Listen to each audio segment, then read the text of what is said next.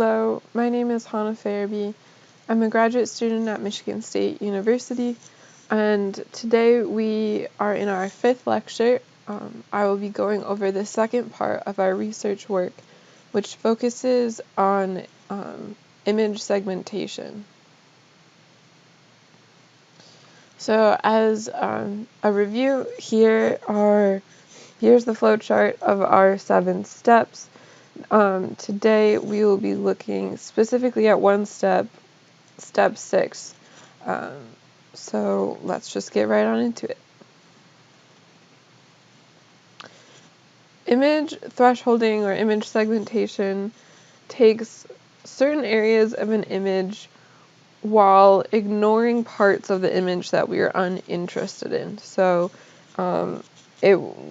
this process, what it wants to do is separate one section from another, but typically that's not like a cut. We're not taking like a circle out of a rectangular image. What we're doing is we say we want certain reflectance values either above or below a certain point. And so a lot of times people think about this as dividing an image into its foreground and background. So for example, if you took a photo of your friend in front of a beach, the background would be the beach and the foreground would be your friend. And what we're trying to do with this is we're trying to just take the pixels that are of your friend out of that image. So to do this, we typically set a threshold value for pixel reflectance. So anything above the threshold is set to one value, anything below the threshold is set to a different value. And then this results in a binary image where we can say this one value represents this variable, this other value represents this other variable. So to get into a bit more detail and discuss what this is specifically for our project, so we do this step close to the end. So if you remember from our last lecture, we take the MNDWI mask, which is locations where we know there's water, then we added a 50-meter buffer to it, and then we converted it back into an image. And so we take those as boundary values for then each index, or in this instance, for whatever index that we determined was the best for that district. So we use the MNDWI mask as a boundary, and then we create a histogram of index values at that location. From that histogram, we can calculate our threshold value. So we can calculate specifically where that divide in the image is. And then from there, we determine that pixel values above the threshold are considered water, whereas pixel values below the threshold are not considered water. So these two steps right here are a process called Otsu Segmentation. So creating the histogram of index values and calculating the threshold. This is Otsu Segmentation. So the next 2 slides are going to be an example of how Otsu Segmentation works. So this is a histogram of all of the index values at different MNDWI mask locations. So these are only index values at locations where the MM was located or had values at. So try to envision it as like we are overlaying the MNDWI mask onto now all of our index, or whatever our best index image was. So because we added that 50-meter buffer to the MNDWI mask, we have both land values and water. So just as some background information for those maybe unfamiliar with this type of graph, a histogram consists of rectangles whose area relates to how often that variable is present. So the height of each rectangle is equivalent to the count, or how often it appears, and then the width is the interval, the class interval. So you can think of this first rectangle as maybe it's from 0 to 5, and this one's from 5 to 10, and then this one is maybe at a count of 3, and then this one's at a count of 6. Something along those lines. So then again, we have, since we had that buffer, we have a land section and we have a water section of this histogram. We did not divide it that way. Remember, so this is, you can imagine the y-axis in this instance is, instead of, no, sorry, I apologize. This is count. So you can imagine that, so that the x-axis is, for example, it's NDWI values, and right here at 0, it's the values at -1, and at the very top, it's values of 1. And so if we're looking at something that has water and land, we would naturally see a bimodal shape. So each of these peaks is considered a mode, and when we have 2, it's a bimodal structure. So here I've kind of overlaid a little example curve to show you exactly what I mean when I say bimodal. And so Otsu segmentation, this process, works best when we have a very clear bimodal histogram. So if for some reason our location had these water values shifted more to the left and we had less of a clean bimodal structure, Otsu segmentation would not perform to the same extent that it does when we have this very clear structure. And then once we have this this histogram, we calculate this threshold value. So we say anything above this threshold value is water, anything below is not water. And then everything that is deemed water, that is what moves on in the process. Everything else we disregard and is no longer considered within our work. We're only trying to identify water. You can think of that as we're only trying to identify your friend in that photo that I mentioned earlier. So in this instance, the water would be our friend that we're trying to extract from the image.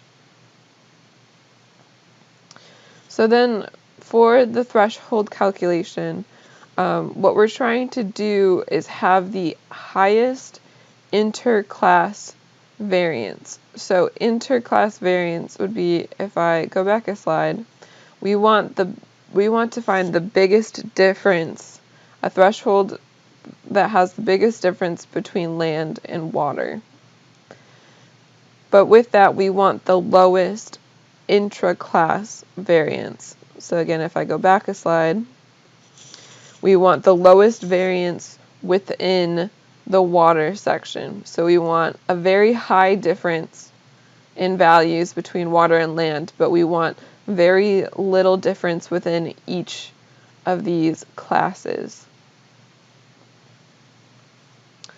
And so to do this, we calculate the variance, both intraclass and interclass, at every threshold value option. So it's not a one calculation process. This is a process that calculates every single threshold value option and then determines what is the best, what threshold value gives us the highest interclass variance, and while also giving us the lowest intraclass variance.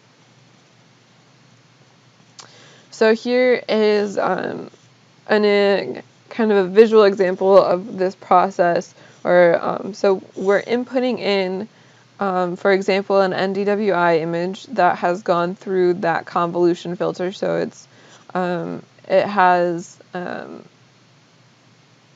it has its edge detection process already done. Oh, sorry. And then we put it through this Otsu segmentation, and what we get out is a binary image where all of one class is considered non-water. So then in this instance, the black is considered non-water, and all of our white pixels are considered water.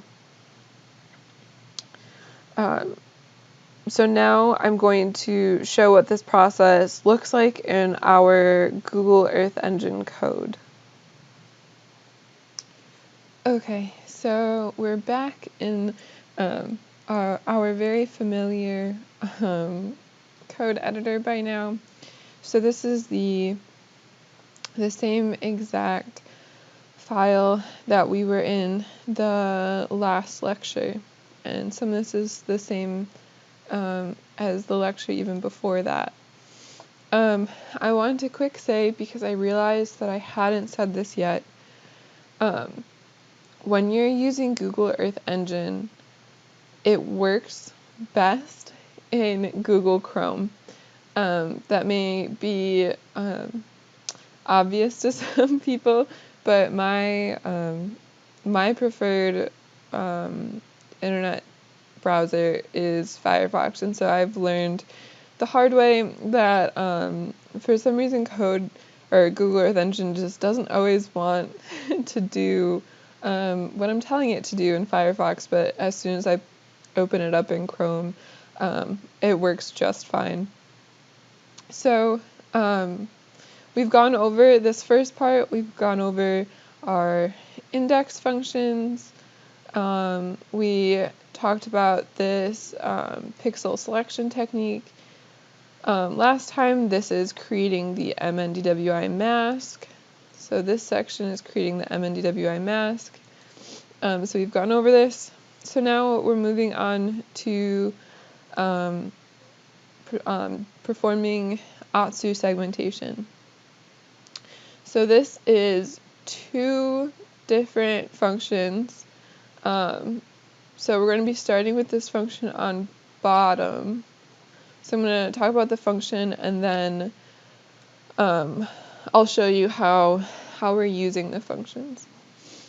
So this one's called Otsu mask.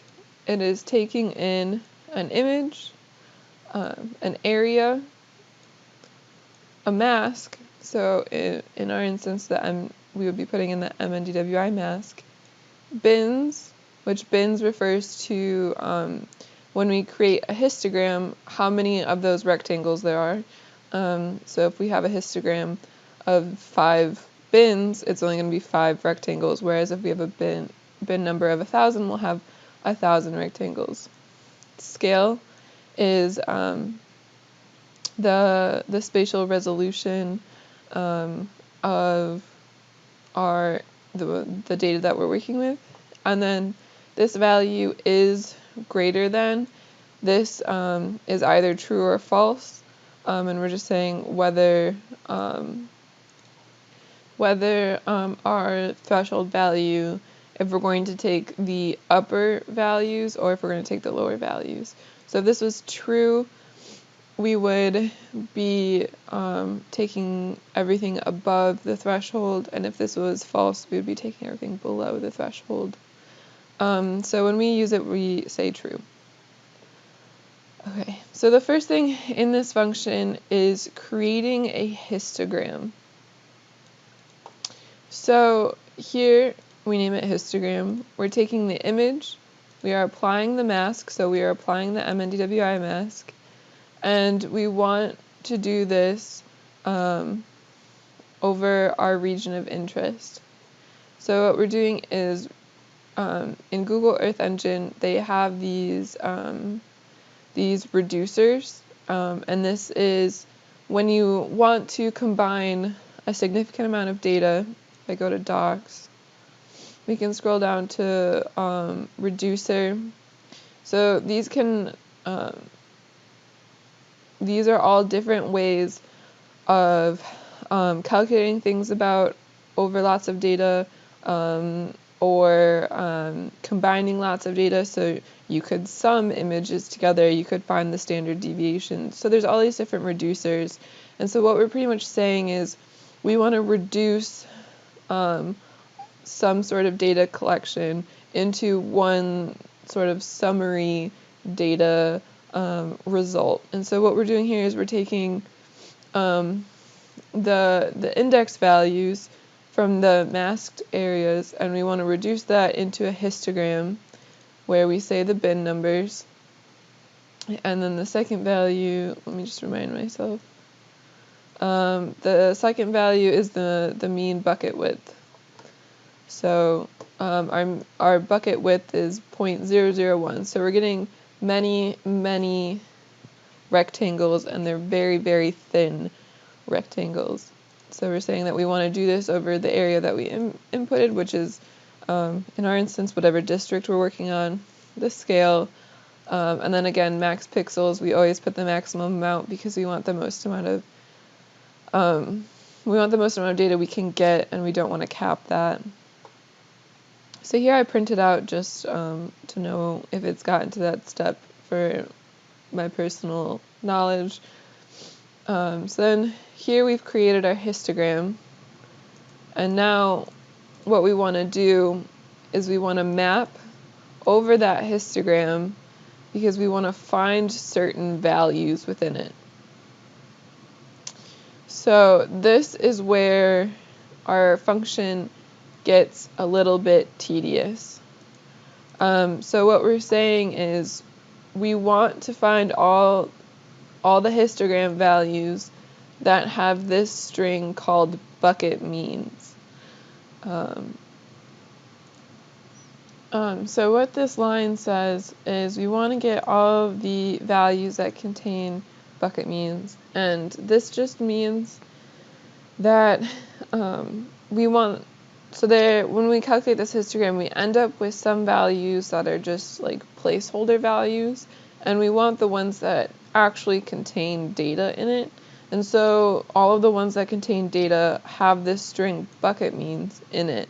So pretty much this is just a way of extracting really the data from it. So it seems it's an interesting way of doing it, but we're just saying, if it contains this bucket means return it.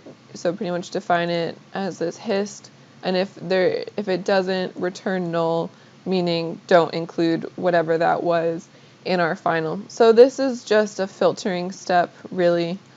So we're just trying to kind of weed through it all and find exactly what part of the histogram is important. Okay, so then moving on, we go to this bands.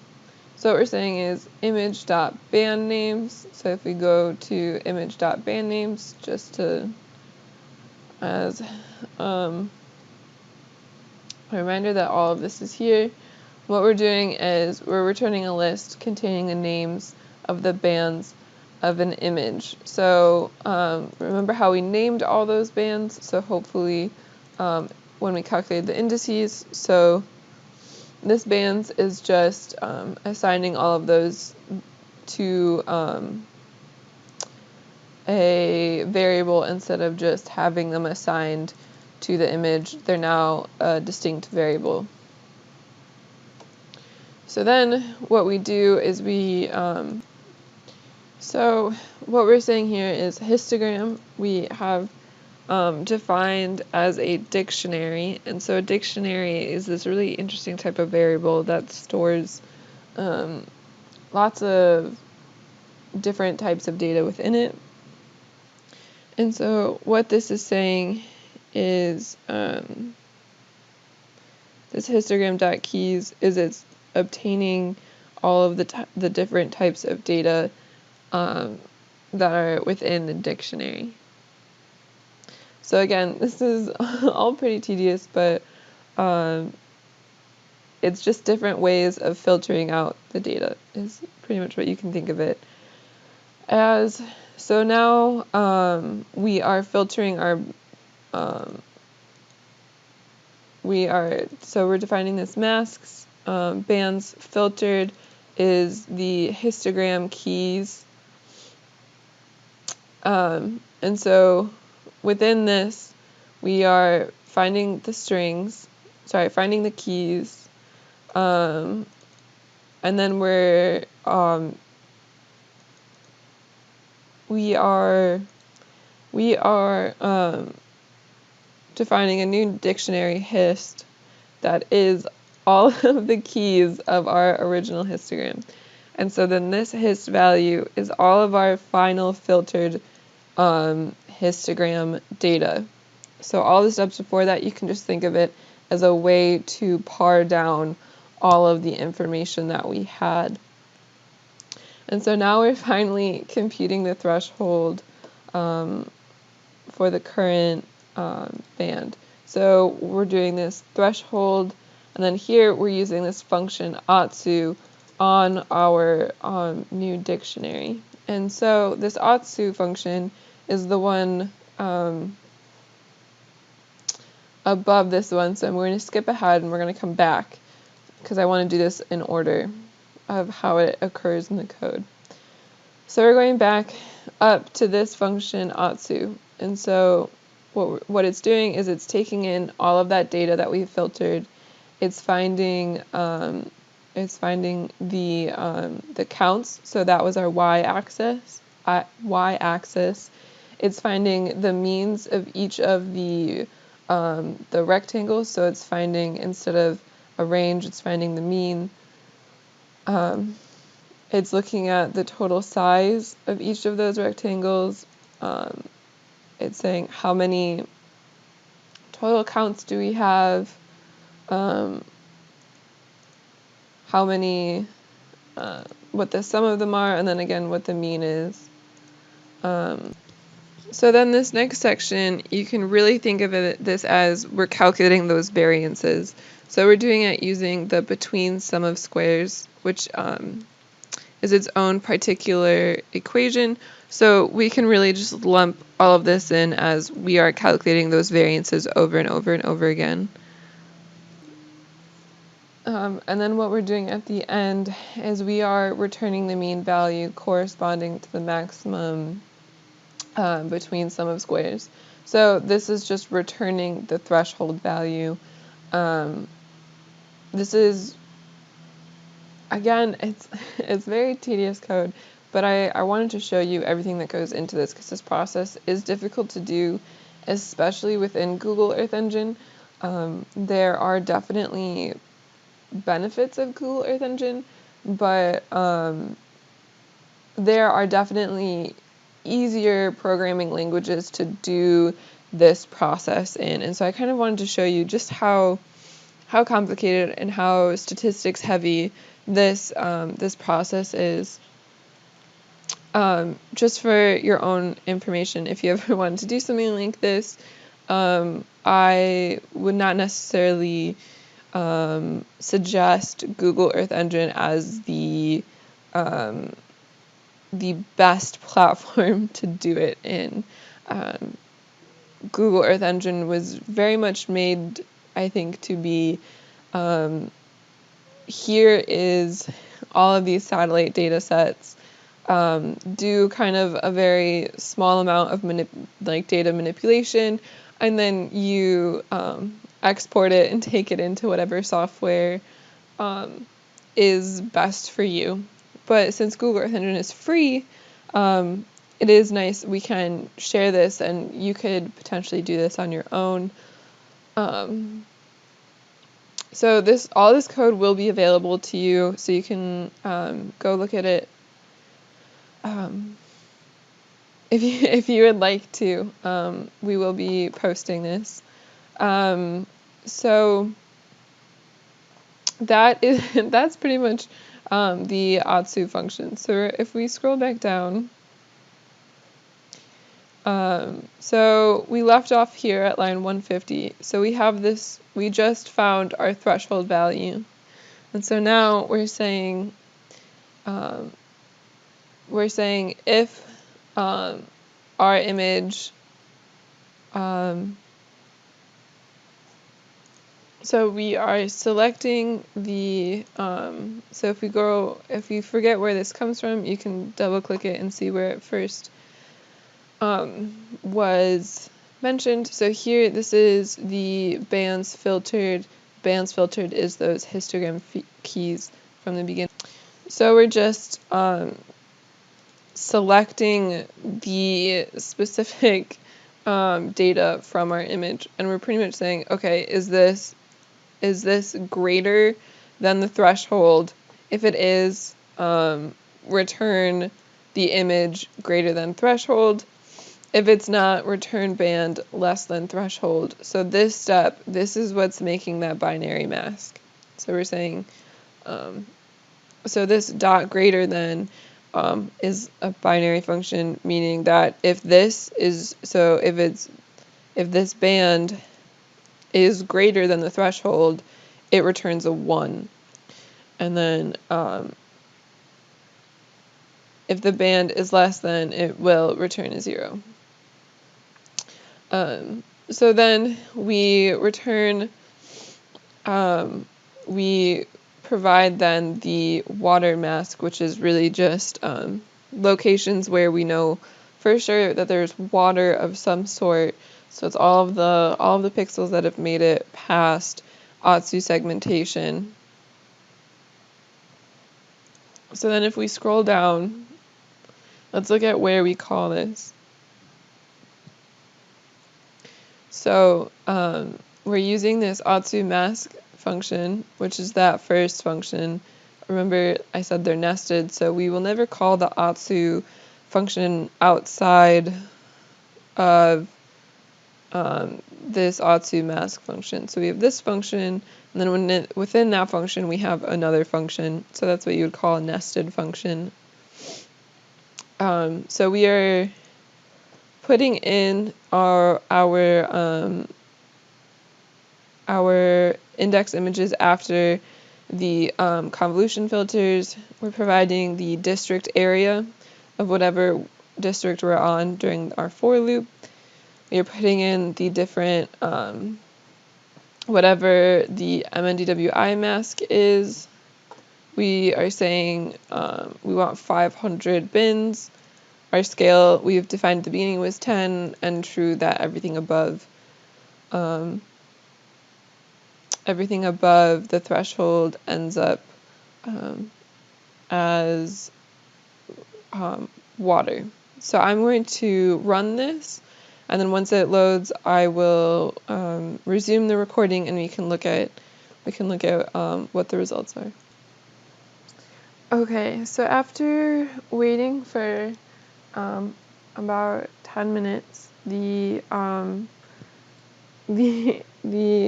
lot of the computations timed out in Google Earth Engine, which means they're still running, which is fine, but printing them to the console or adding them to the map, that time frame has timed out. So instead, because I want to provide you with a visual of what this looks like, I'm going to be doing this in ArcGIS Pro, and there's another error that just popped up. So we'll be doing this in ArcGIS Pro. So here I have, this is an image for we're looking at the NDWI in Barisal. So this is just the normal index image. I will be applying the Laplacian 5x5 convolution filter to it. So if you have access to ArcGIS, you can use the Laplacian 5x5 instead of separately doing a Gaussian smoothing and a Laplace filter. So I will be creating a new layer. Alright. It failed because I forgot to choose what layer to add to apply this to. So now we have our convolution filter. So now we will be doing the threshold. So binary in ArcGIS Pro, this is binary thresholding, but I have previously looked up the information for what process ArcGIS uses when they do binary thresholding, and they use Otsu segmentation. So if you are working on a project and you are less of a coding person and more of a visualizing person, and you have access to ArcGIS, it may be the better option for doing work like this than Google Earth Engine. And you can kind of see why I said previously that a lot of people will do some minor image manipulation in Google Earth Engine, and then they will export their data to work in a different platform that's maybe they're more familiar with, or is just easier for them to use. So we're going to be applying this binary thresholding on the convolution filter. I'm going to create new layer. And then here we have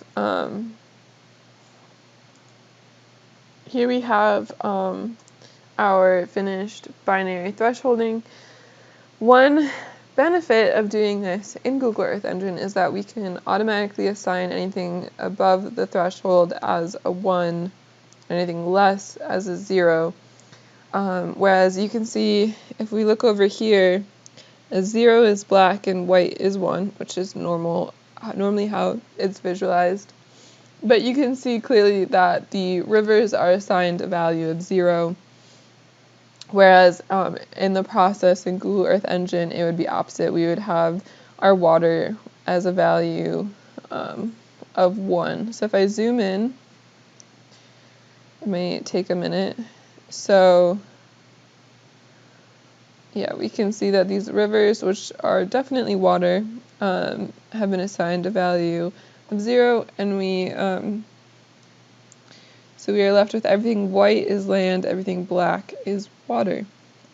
So I hope this visualization kind of helped maybe understand the process. If I remove this layer, so here we have, I noticed what the issue was. This was, I apologize, this was data where we had accidentally switched. This was data where we had accidentally switched the first and second values in the index, the MNDI index calculation. So instead of first minus second over first plus second, we did second minus first. So what it did was we pretty much just got negative values, so the whole range switched. So that's why this looks like that. But other than that, the data is still perfectly fine. You just have to mentally think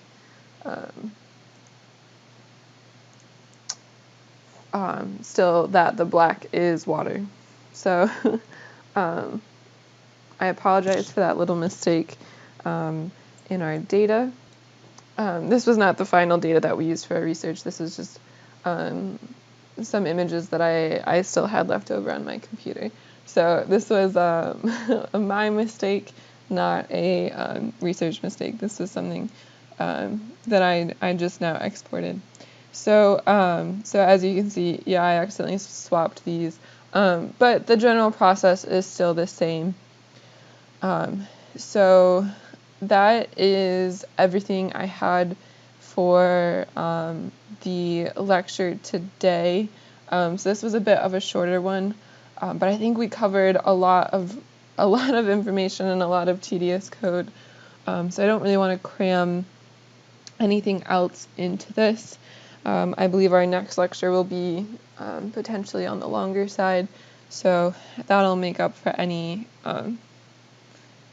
time we run short on this one. So thank you for your time, and please feel free to come speak with me during those question hours if you want something explained a little bit differently.